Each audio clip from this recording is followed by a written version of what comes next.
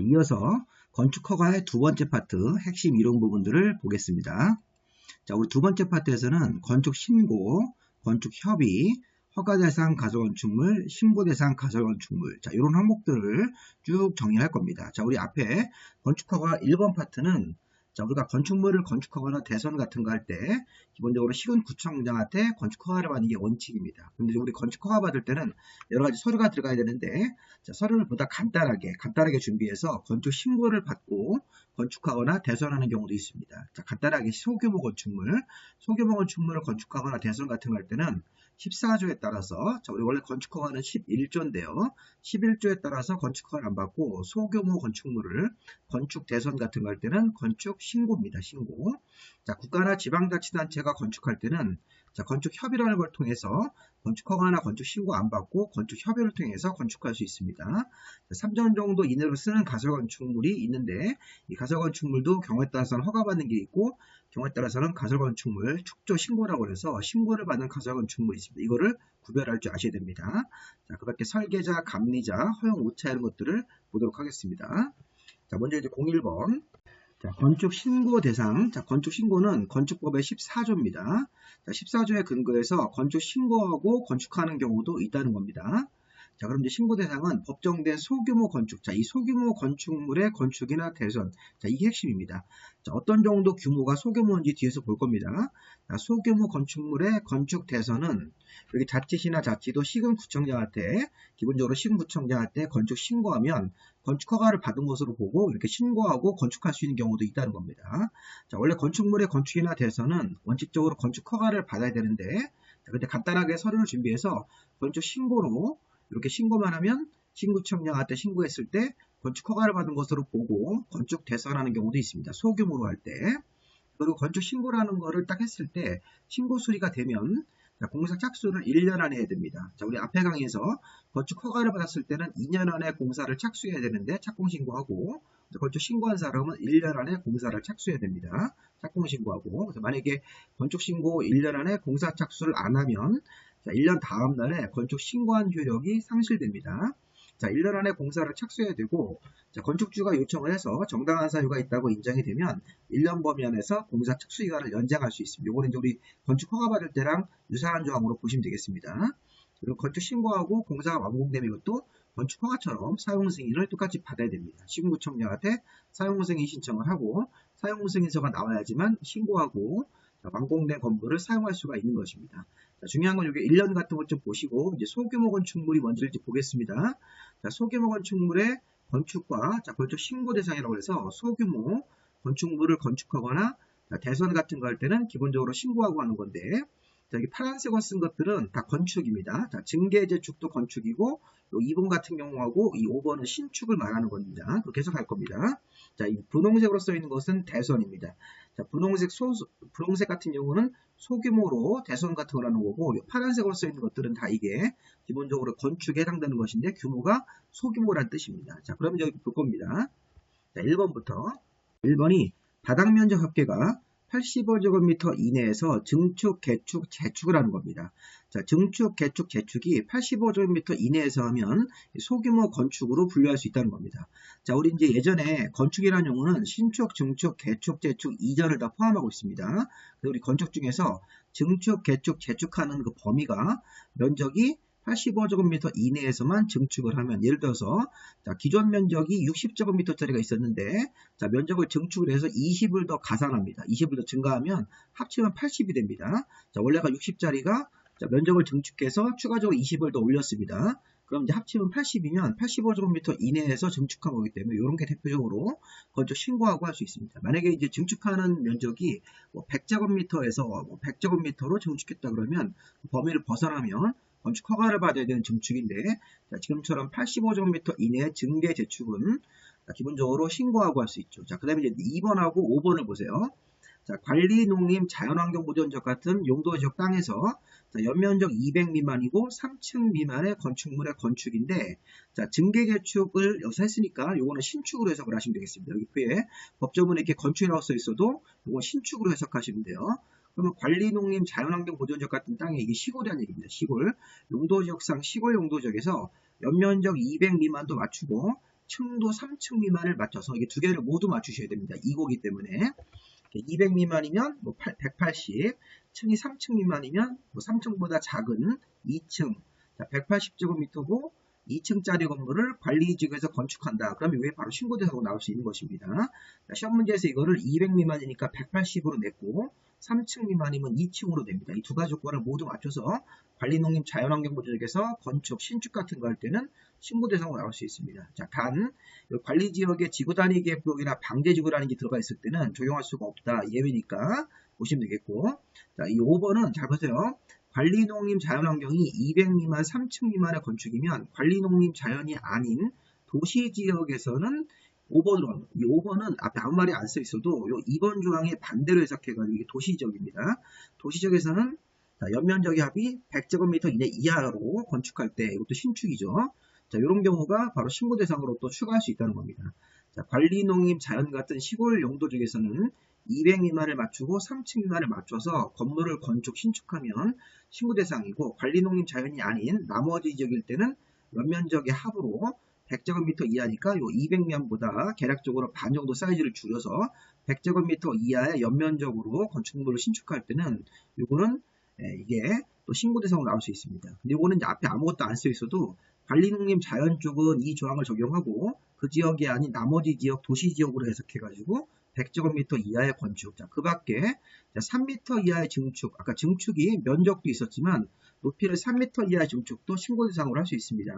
자, 표준 설계 도서에 따라서 건축하는 걸 참고로 보시고 공업지역에서 2층 이하 500 이하인 공장의 신축. 자, 또 신축으로 해석하시면 되겠습니다. 자, 공장은 사이즈가 별도네요. 자, 앞에서 우리가 관리농림 자연에서 200 미만, 3층 미만의 건축물이고, 자, 그 밖의 지역일 때는 연면적의 합으로 100제곱미터 이하라고 되어 있는데, 이렇게 하고 나서 공장은 별도로, 공장은 요걸 적용하지 않고, 공장은 200제곱미터 이하에, 여기 보시면, 여기 창고도 있지만, 요거 위에 거네요.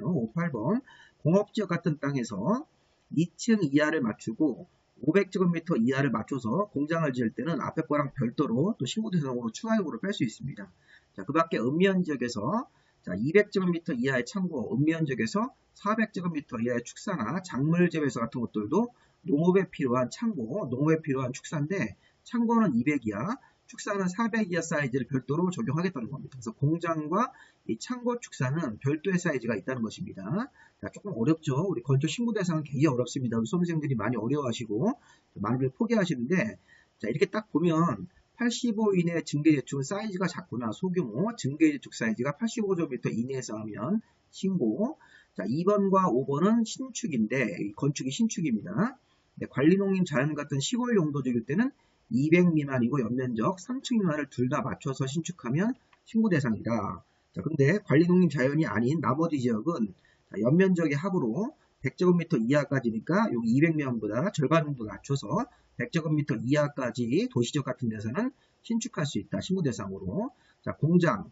자, 공업지역에서 2.5 공장. 이렇게 외우십시오. 공업지역에서 2.5 공장 같은 경우도 2층 이하, 500 이하의 공장.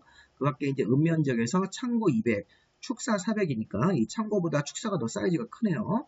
이 정도까지의 신축은 허가 안 받고 신고할 수 있습니다. 자, 문제는 이제 이겁니다. 3번, 4번. 3번, 4번은 이거는 대선도 신고 대상으로 나올 수 있다는 거예요. 자, 그럼 우리가 이제 대선이라는 게 뭔지를 잠깐 보겠습니다. 자, 우리 앞에 용어 정리 강의할 때 대선이라는 것은 기둥이나 지붕틀, 내력벽이나 외벽 마감 재료, 방화벽이나 주계단 이런 것들을 하나를 골라서 작업을 하는 건데, 자, 기둥이나 지붕틀이나 보는 증설 해체할 때는 개수를 안 따지고 무조건 대선이고, 자, 수선할 때는 3개 이상 이렇게. 여기 뭐 내력벽 같은 경우도 증설 해체할 때는 면적을 안 따지고 수선으로 할 때는 30제곱미터 이상이 돼야지만 이게 대선에 해당된다. 방화벽이나 주계단은 증설 해체 수선할 때 사이즈가 다 없다. 사이즈가 아무것도 없는 경우도 대선으로 분류할 수 있죠.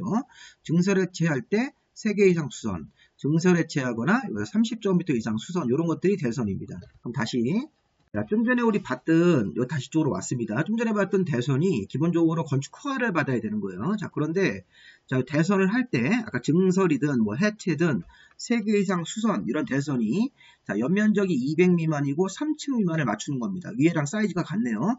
연면적 200 미만이면 연면적 180으로 내고 층이 3층 미만이니까 3층도 안 되고 2층짜리 2층이고 연면적 180짜리 제곱미터 그런 건물에 들어가서 대선할 때는 모든 대선이 신고 대상으로 나올 수 있다는 겁니다. 그런데 문제는 뭐냐면 200 미만, 3층 미만 건물의 대선은 신고 대상이니까 뭐 증설이든 해체든 3개 이상 수선이든 모든 대선이 이 사이즈가 작은 건물이기 때문에 신고를 빼는데 이 사이즈보다 큰 거, 예를 들어서 연면적이 뭐 300으로 나온다 이렇게 되면 300이면 요 2, 3번으로 분류할 수가 없죠. 연면적이 300, 뭐 층은 4층 이렇게 문제가 나오면 그거는 4번으로 가셔서 아까 대선 중에서 수선 쪽으로 끝나는 거, 내력벽 30 이상 수선, 기동 3개 이상 수선 이런 거, 방화벽에 사이즈 없는 수선, 자, 이렇게 수선 쪽으로 분류되는 것만 신고 대상으로 분류할 수 있다는 것입니다. 자, 잘 보세요. 여기 지금 연면적을 제가 180으로 내고 동시에 층을 2층이다 이렇게 문제가 나와서 자, 그런 소규모 건축물은 모든 대선이 신고를 뺄 수 있으니까 증설이든 해체든 뭐 3개 이상 수선이든 모든 대선을 신고를 뺄 수 있습니다. 근데 만약에 연면적이 자, 200 미만을 벗어나서 막 400 이렇게 층을 4층짜리 건물로 문제를 딱 만들면 대선 중에서 이 수선으로 끝나는 것들만 신고를 뺄 수 있고 증설 해체는 대선이 이게 신고를 뺄 수 없다는 것입니다. 자, 예를 들어서 연면적이 400으로 연면적이 400짜리 건축물에 들어가서 대선을 하는데 자, 내력벽을 만약에 10제곱미터를 증설한다. 자, 그렇게 되면 이 증설 같은 경우는 4번에서 이 수선 쪽으로 분류되는 거가 아니기 때문에 신고를 뺄 수 없이 허가를 받아야 됩니다. 다시 한번. 자, 연면적이 200 미만이 아니라 사이즈를 크게 해서 400으로 냅니다. 연면적 400짜리 건축물에 들어가서 대선을 하는데 자, 수선 쪽으로 빼야 되는데 수선이 아닌 뭐 그래서 그 내력벽을 뭐 10제곱미터를 증설한다 이렇게 10제곱미터를 해체한다 그렇게 되면 이거 신고를 뺄 수 없습니다. 이게 허가 대상이 되는 겁니다. 자, 이 부분 어렵습니다. 잘 보셔야 됩니다. 자, 그래서 이 건축 신고 대상이 그냥 암기하지 마시고 이해를 하셔야 돼요. 자, 연면적 200 미만, 3층 미만의 그런 소규모 건물을 선택하면 모든 대선, 증설이든 해체든 뭐 3개 이상 수선이든 이렇게 다 뺄 수 있다는 겁니다. 근데 사이즈가 이제 200미만보다 큰 거, 3층 미만보다 큰 건물로 조건을 주면 이 대선 중에서 수선 쪽으로 끝나는 것들, 뭐 내력벽 30 이상 수선, 기동이나 볼을 3개 이상 수선, 방화벽에 사이즈 없이 수선 이런 식으로 이렇게 수선 쪽으로 끝나는 것들만 신고 대상이고 이게 증설 해체는 허가를 받아야 되는 것입니다. 자, 이렇게 해서 우리가 건축 신고 대상이라는 것을 85 이내 증기재축 관리농림 자연에서 200 미만, 3층 미만을 맞춰서 건물을 신축하는 것, 관리농림 자연이 아닌 나머지 지역은 연면적의 합으로 100제곱미터 이하 이렇게 해서 자, 허가를 받고 허가 안 받고 신고하고 지을 수 있는 건축도 있고 요 2번, 3번하고 4번 같은 경우는 대선도 사이즈를 맞춰서 대선하면 신고를 뺄 수 있다는 것입니다. 자, 그 밖에 뭐 3m 이하의 증축, 자, 공업지역에서 2.5 공장, 읍면지역에서 창고 200, 축사 400. 자, 이 정도 신축하는 경우는 별도로 사이즈를 빼가지고 건축 신고하고 건축물을 건축할 수 있습니다. 자, 신고 대상 9개 되게 어렵네요. 문제를 풀어보셔야 됩니다. 이거는 문제를 풀어보시면 제가 설명한 내용을 조금 확인하실 수 있을 겁니다. 자, 그 다음에 자, 이번에 이제 건축 협의 29조.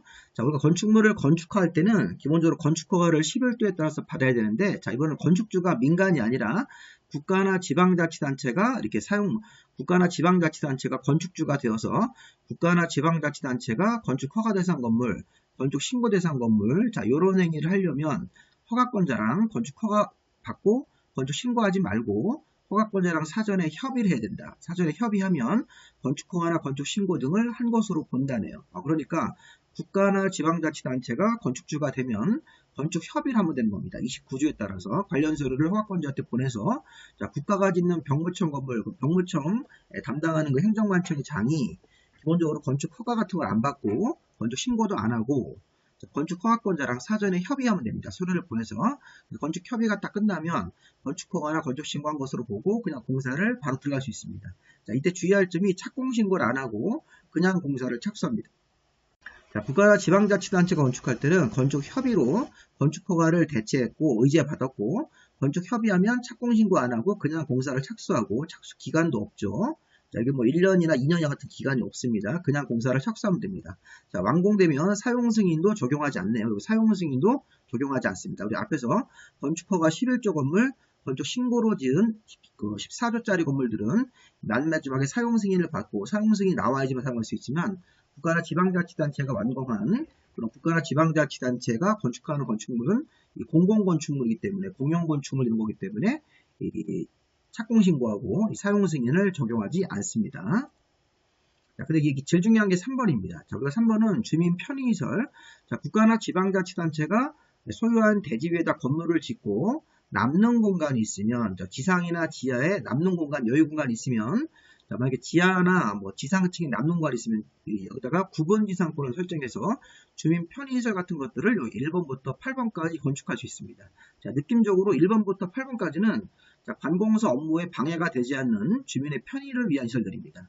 자, 일종 근린 생활시설, 뭐 소매점 같은 것들, 자, 이종 근린 생활시설도 있었죠. 어떤 뭐 공연장 같은 것들, 여기 보면 안 되는 것들도 물론 있습니다. 자, 총을 파는 뭐 총포 판매소, 장의사, 다중생활시설, 고시원, 단란주점, 안마수, 노래방 이런 것들은 이종 근생이지만 이게 관공서 업무에 방해가 될 수 있으니까 안 되고, 요거 이외에 이종 근린, 일종 근린, 문화 및 집회로서 공연장 같은 거라든가 미술 전시장 같은 거, 의료시설 같은 병원, 교육 연구시설 같은 도서관, 노유자시설, 운동시설이라든가 헬스장 같은 거, 업무시설 같은 경우는 가능하다. 업무용 빌딩도 가능합니다. 그런데 문제는 오피스텔은 제외입니다. 자, 이거 조심하셔야 됩니다. 오피스텔 같은 경우는 주민 편의시설로 인정하는 건물이 아니다. 업무시설이라고 하더라도 오피스텔 제외. 자, 문화 및 집회 중에서 공연장, 전시장 만드는 거예요. 자, 그래서 이 시험 문제에서 국가나 지방자치단체가 소유한 대지에 여유공간이 있을 때 여기다가 주민 편의시설을 설치할 수 있는데 주민 편의시설이 아닌 것은 그러면 답이 요겁니다. 오피스텔.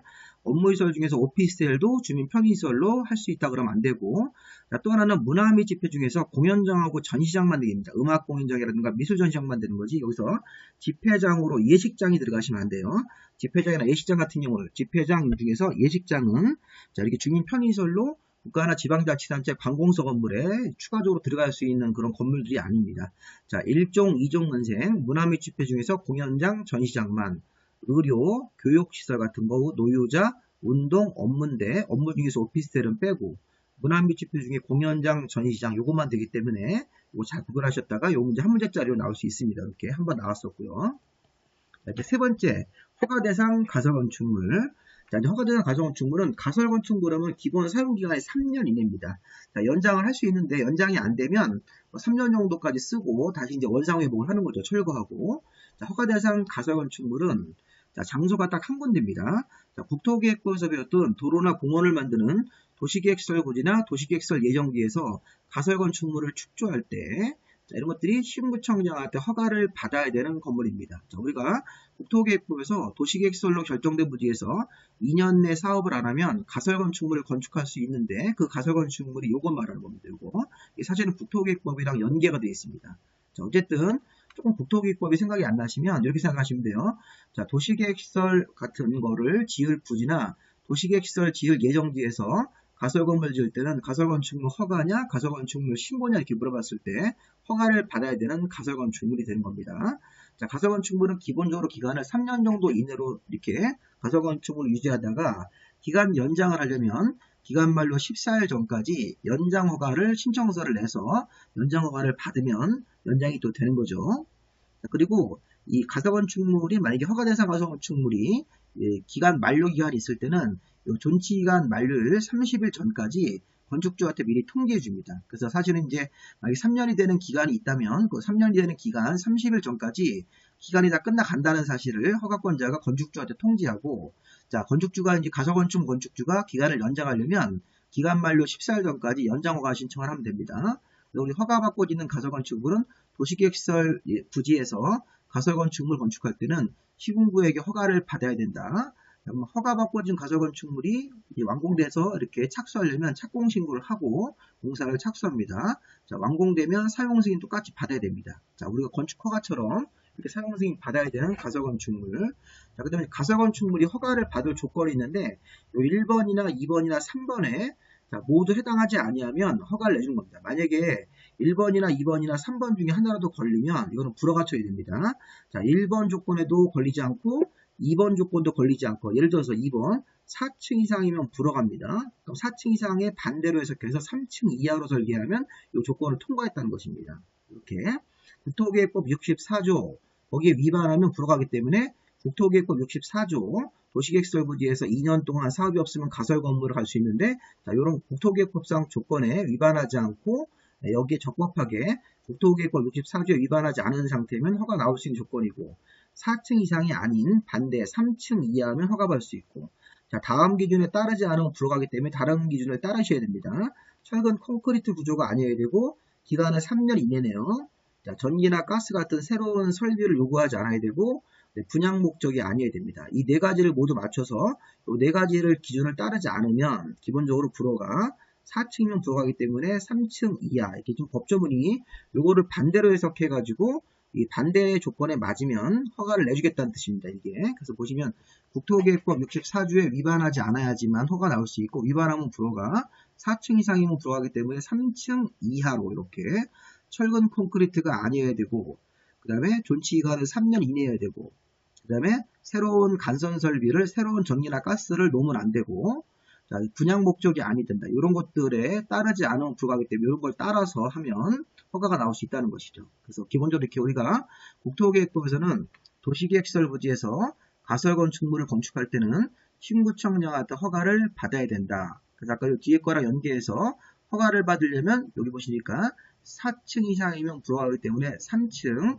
이하로 이렇게 3층 이하를 맞춰야 되고, 기간도 자, 존치기간이 3년 이내를 맞춰야 되는데 이 기준에 따르지 않으면 불허하기 때문에 이 기준을 따라야 됩니다. 3년 정도 이내를 맞춰서 기간을 쓰고 허가 대상 가설 건축물을 도시계획설부지에서 허가받고 가설 건물을 지을 수 있습니다.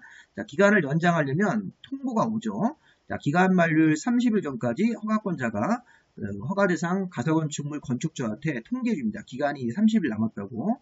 기간 만료 14일 전까지 연장 허가를 신청하면 되는 거죠. 자, 이번 신고로 짓는 가설 건축물. 자, 신고로 짓는 거는 허가받고 짓는 가설 건물 이외에 나머지가 다 신고 대상입니다. 아까 도시계획설 부지에서 짓는 가설 건축물은 허가 대상이고, 도시계획설 부지인 허가 대상 이외에 재복구, 흥행, 전람, 공사용 등 여러 가지 다양한 형태의 가설 건축물이 법에 정해져 있으니까 여기 이제 재복구용 가설 건물, 뭐 흥행 이렇게 우리 지방에서 지역 축제 같은 거 할 때 우리가 공연 같은 거 하면서 축제할 때 우리 천막 세우고 이런 거 얘기하는 겁니다. 전람 이런 것들, 공사용 이런 가설 건축물들은 신구청장한테 허가받지 않고 축조 신고합니다. 20조 3항에 근거해서. 자, 존치기간 이것도 허가 대상이랑 마찬가지로 원칙적으로 3년 정도 이내로 쓰는 겁니다. 자, 신고하고 짓는 가설 건축물은 여기 보니까 착공 신고 안 하고 그냥 착수하네요. 자, 완공되면 사용 승인도 받지 않습니다. 아까 우리 허가받고 짓는 가설 건축물은 도시계획설 부지에서 허가받고 짓는 가설 건축물은 착공 신고하고 착수하고 완공되면 사용 승인 받아야 되는데, 자, 신고하고 짓는 가설 건축물은 축조 신고, 신고하고 짓는 가설 건축물은 자, 여기 착공 신고 안 하고 사용 승인도 배제합니다. 자, 중요한 건 여기 보시면 이 신고하고 짓는 가설 건축물도 기간을 연장할 수 있습니다. 자, 지금 보시면 연장이 필요할 때는 자, 횟수별로 3년 정도 범위 안에서 조례가 정하는 횟수만큼 연장을 할 수가 있다. 이렇게 되어 있습니다.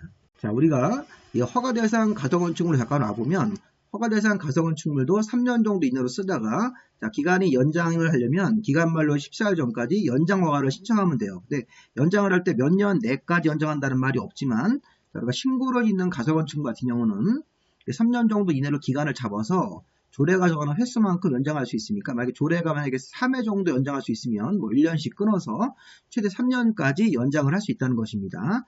다만 가설 건축물이 공사에 필요한 가설 건축물일 때는 공사 완료, 기본적으로 이 공사가 완료되는 날까지 연장을 할 수가 있는 것입니다. 자, 기본적으로 신고로 짓는 가설 건축물은 자, 처음에 3년 정도 이내로 쓰고 연장할 때 3년 범위 안에서 조례가 정하는 횟수만큼 연장할 수 있고, 자, 신고하고 짓는 가설 건축물의 연장 신고. 자, 아까 우리 허가받는 가설 건축물은 연장할 때 기간 만료 14일 전까지 연장 허가를 신청하고, 자, 신고로 지은 가설 건축물은 연장 신고를 해야 되는데 이건 이제 14일이 아니라 기간 만료 7일 전까지 연장 신고서를 내면 됩니다. 자, 여기도 30일 전까지 미리 건축주한테 알려주네요. 신고로 짓는 가설 건축물도 존치기간 만료일이 다가온다고 30일 전까지입니다. 전. 이렇게 30일 전까지 건축주한테 알려줍니다. 요거는 이제 우리 건축 허가 받을 때랑 가설건축물 허가 받는 경우랑 같은 경우라 봐야 됩니다. 허가 받고진 가설건축물도 기간 끝나기 30일 전까지 알려주면 연장하고 싶을 때는 기간 말로 14일 전까지 연장 허가고, 신고로 지은 가설건축물도 30일 전까지 알려주고, 기간 말로 7일 전까지 연장 신고하면 되는 거죠. 이런 것들이 이제 우리가 신고로 짓는 가설건축물인데, 중요한 건 이겁니다. 신고하고 짓는 가설건축물은 허가 대상 이외에 재해복구, 흥행, 전람, 공사용 등 여러가지 법정된 가설건축물이 신고하고 짓습니다. 기본적으로 3년 정도 이내로 쓰고, 연장을 할 때는 추가적으로 3년 정도 범위 안에서 조례가 정하는 횟수만큼 연장할 수 있다. 문제는 뭐냐면, 신고 대상 가설건축물이 굉장히 많습니다. 이게 12개인가 이렇게 됩니다. 이것도 잘 보십시오. 여기서 포인트는 뭐냐면, 신고로 짓는 가설건축물도 파란색으로 이렇게 하늘색으로 표현된 것들은 사이즈가 없습니다. 공사용 가설건물, 전시용 견본주택, 이게 모델하우스도 우리가 신고하고 짓는 가설건축물을 분류할 수 있습니다. 경우에 따라서는. 외벽이 없는 조립식 임시창고, 컨테이너 임시사무실, 농업용 온실, 농업용, 어업용 고정식 온실 같은 것들, 그 밖에 뭐 천막 같은 것들이 있고, 야외 전시시설, 야외 촬영, 이런 것들은 사이즈가 없는데, 이제 문제는 사이즈가 있는 거. 신고로 짓고 있는데 사이즈가 있는 게 이게 중요한 겁니다. 이거 이제 3번 같은 거 보세요. 분홍색 조립식 경비용 가설건축물입니다. 이게. 조립식 경비용 가설건축물인데, 요거를 28회 또 어떻게 되냐면, 다음 중 축조신고, 신고하고 짓는 가설건축물로 틀린 것은 해가지고, 이게 답이었습니다. 조립식 경비용 가설건축물을 조립식 주거용 가설건축물이고, 사이즈가 10제곱미터 이하이니까 거의 평수가 한 3평 정도, 그 정도 해야 되는데, 이거를 50으로 바꿨습니다. 사이즈를. 50 바꾸고, 조립식 경비용을 조립식 주거용으로 바꿔서 요거를 지문으로 한번 만들었습니다. 그래서 우리가 보시면, 공사용 가설건물, 견본주택, 임시 자동차 차고, 컨테이너 임시 사무실 이런 것들, 농업용 고정식 온실은 사이즈가 없는 것도 있는데 사이즈가 있는 게 있어요. 조립식 경비용 가설건축물은 우리 이제 경비 아저씨들이 이제 근무할 수 있게 조립식 경비용 가설건물을 짓는데, 이것도 신고하고 짓는 거 연면적이 10제곱미터 이하를 맞춰서 줘야 됩니다. 그러면 신고가 가능합니다. 이런 가설건축물이 신고 대상으로 이렇게 연면적 10제곱미터 이하로 축조 신고하고 짓는 가설건축물 낼 수 있고, 조립식 경비용 가설건축물 사이즈가 있네요. 10제곱미터 이하로. 그런데 추가로 주거성업 공업지역에서 농업용 비닐하우스 100제곱미터 이상, 그 다음에 연면적이 100제곱미터 이상의 간이 축사용 비닐하우스 같은 것들, 여기 비닐하우스, 축사용 비닐하우스, 여기 주거성업 공업지역에서 농업용, 어업용 비닐하우스가 100제곱미터 이상짜리. 이거 좀 어려운 게 사이즈가 이상입니다. 이상. 좀 전에 조립식 경비용 가설건축물은 10제곱미터 이하가 신고 대상인데, 여기 보시면, 주거성업 공업지역 같은 도심지에서, 우리 도심지도 이렇게 농사 짓기 위해서 농업용 비닐하우스를 설치할 수 있습니다. 그러면 농업용 비닐하우스가 100제곱미터 이상이고, 이렇게 연면적이 100제곱미터 이상인 간이 축사용, 가축 분뇨 처리용, 비닐하우스 같은 것들도 이거 100제곱미터 이상일 때 신고 대상이다. 제일 중요한 게 12번 하나만 더 볼까요? 12번. 야외 흡연실이 연면적 50제곱미터 이하일 때, 야외 흡연실은 연면적 50제곱미터 이하일 때가 신고 대상이 되는 겁니다. 결론적으로 가장 중요한 게 뭐냐면, 이렇게 여기 면적이 없는 경우 말고 면적이 있는 경우, 조립식 경비용 가설건물, 10제곱미터 이하짜리는 가설건축물 신고 대상으로 들어간다. 그 다음에 사이즈가 없는 것들도 쭉 있죠. 그리고 여기 보시면 12번에 야외 흡연실로 50제곱미터 이하짜리, 이 두 개를 먼저 외우셔야 됩니다. 이 두 가지가 가장 중요하게 답이 될 수 있는 경우입니다. 야외 전시, 촬영시설, 야외 촬영시설, 관광 문화행사 같은 걸 위한 천막 같은 거라든가 경량구조의 어떤 시설물들, 이런 것들은 사이즈가 없습니다. 또 하나 조심할 게 뭐냐면, 여기 예전에 시험 문제에서 28회 때 또 한 번 나왔었는데, 컨테이너 임시 사무실이 옥상에 설치할 때는 축조 신고 대상으로 볼 수가 없습니다. 근데 문제는 뭐냐면, 여기 보시면 2009년 7월 1일부터 2015년 6월 30일까지 여기 특수한 기간이 있습니다. 2016년 7월 1일부터 2019년 6월 30일까지 이 사이에서 지은 경우는 옥상에 축조한 것을 또 포함하게 되어 있습니다. 이게 시험 문제에서 이걸로 한번 냈었어요. 이런 것까지 내면 굉장히 사실 문제가 어려운 거죠. 그래서 이 부분이 예외입니다. 다시 한번 보세요. 컨테이너 임시 사무실은 축조 신고 대상 가설건축물을 분류할 수 있다. 단 옥상에다가 임시 사무실이라든가 임시 창고를 낼 때는 컨테이너를 가지고, 이거는 신고 대상으로 볼 수가 없기 때문에 실무적에서 이게 설치할 수가 없습니다. 자, 그런데 2009년 7월부터 2015년 6월 30일까지는 옥상에 설치한 것을 인정해 주는 거고 축조 신고 대상만 하면 설치할 수 있게 해주겠다는 것입니다. 특수한 기간이 특례 기간이기 때문에 2016년 7월 1일부터 2019년 6월 30일까지 요 사이에도 옥상에다가 이렇게 컨테이너 임시사무실을 만드는 거는 축조 신고 대상으로 받아주겠다는 것입니다. 특수한 기간이 있기 때문에 시험 문제에서 만약에 2010년 10월 달에 옥상에다가 축조 신고한 컨테이너 임시사무실은 신고 대상이 된다. 맞죠? 근데 중간에 여기 보시면 빠진 기간이 있겠죠? 2015년 7월 30일 이렇게 되면 이 사이 기간일 때는 특례 기간이 아니기 때문에 이것도 이렇게 구별해서 한번 보시기 바랍니다. 다시 한번 여기 설명을 드려보면 자, 여기 보시니까 2015년 6월 30일까지가 특례 기간이고 요 뒤에 기간 2015년 만약에 7월이나 8월 달쯤에 2015년 7월 8월이면 특례 기간에 여기 들어갈 수 없습니다. 그럴 때는 옥상에다가 컨테이너 임시 사무실을 내면 축조 신고 대상으로 볼 수가 없다는 것입니다. 자, 세 가지를 강조했습니다. 제가 조립식 경비용 가설 건축물은 10제곱미터 이하까지만 신고하고 줄 수 있다.